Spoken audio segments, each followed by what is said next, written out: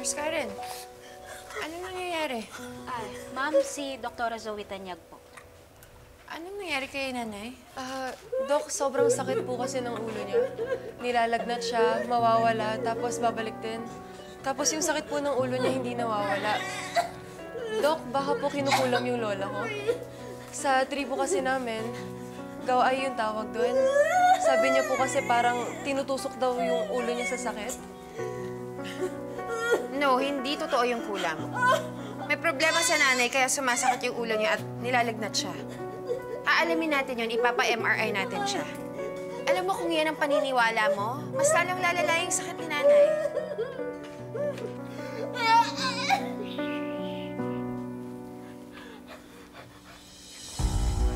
Excuse me po. Ipapa-MRI po natin si nanay para malaman natin kung ano yung sakit niya. Saka kung ano pwedeng gawing procedure or bigay pong gamot sa kanya para gumaling po siya. Sige po. Kayo na pong bahala sa kanya. Salamat po. Excuse me po.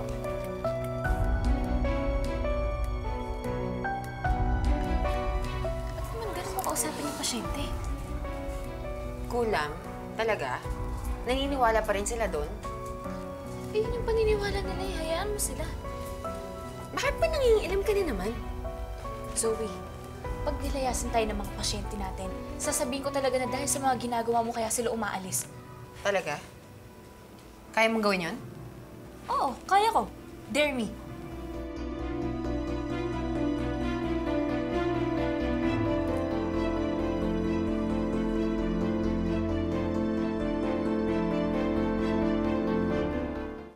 It's a foodborne zoonotic helmintic infection caused by the advanced stage larva of the Natostoma species.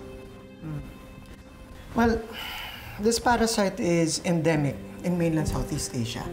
Countries like Thailand, Laos, Myanmar, Indonesia, Malaysia, and as well as the Philippines. Of course, Japan as well. People there eat raw freshwater shellfish. Dito sa Pilipinas, kumakain din tayo ng hilaw na isda. Famous dito ang kinilaw na binababad lang sa suka. It's neuronatostomiasis. Severe case po siya wherein the parasite migrates to the brain. At mukhang yun na nga po yung nangyari sa pasyente. Kaya dinadaing niya yung sakit ng ulo niya, tapos may fever pa siya. This is rare, right? Yes. Kaya nga tingin ko, hindi na po ito kakayanin ng oral medications. I suggest na operahan talaga natin yung patient para matanggal na yung parasite sa brain niya. I agree with Dr. Santos. I think surgery is the best option for this. Ayoko na mag-oral meds for this parasite. Masyado na siyang malaki para makuha pa sa gamot. I second the motion. So, who's with me on this? I'm in.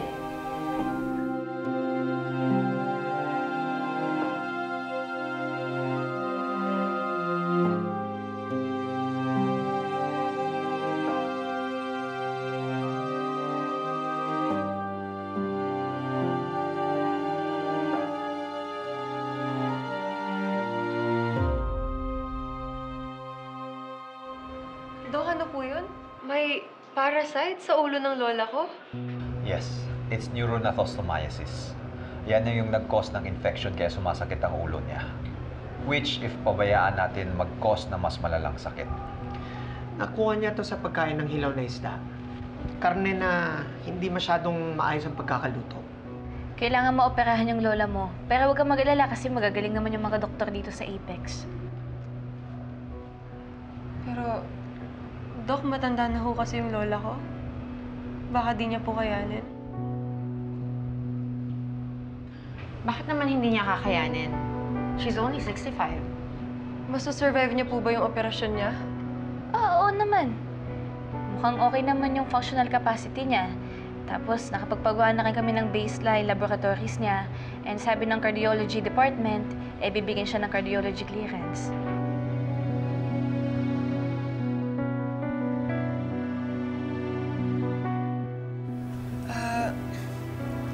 Sige po, Dok. Pumapayag na po ako na operahan yung lola ko.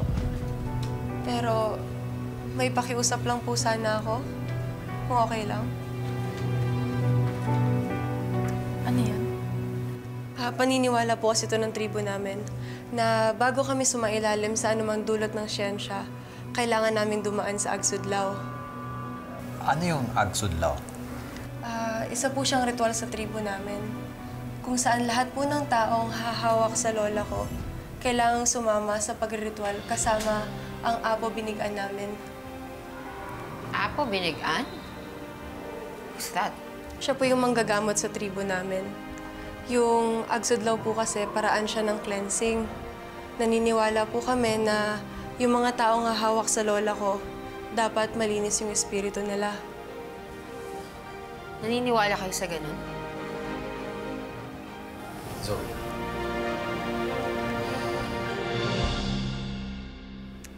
Sige, gagawin namin yun para sa lola mo.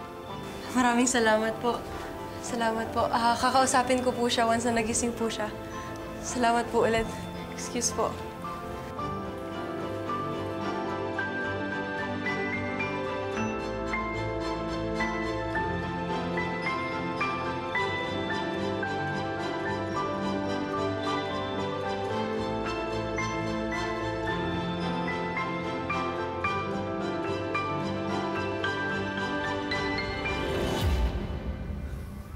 Annalyn, bakit ka pumayag doon?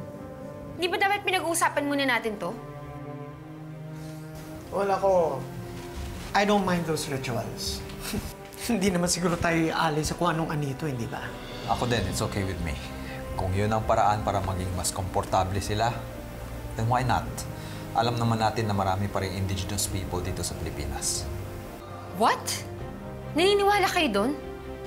Pero Dad, what if that's satanic in nature? Zoe, ang tawag doon, respeto. Eh, yun yung paniniwala nila eh. Respetuhin na lang natin yun.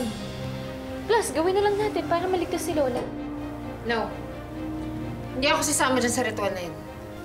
Then what? Narinig mo naman sinabi ni Wani, di ba? Na kailangan tayong lahat dumaan dun sa ritual. Pero that just means that hindi ka rin kasama sa surgery. You're off the team, Zoe.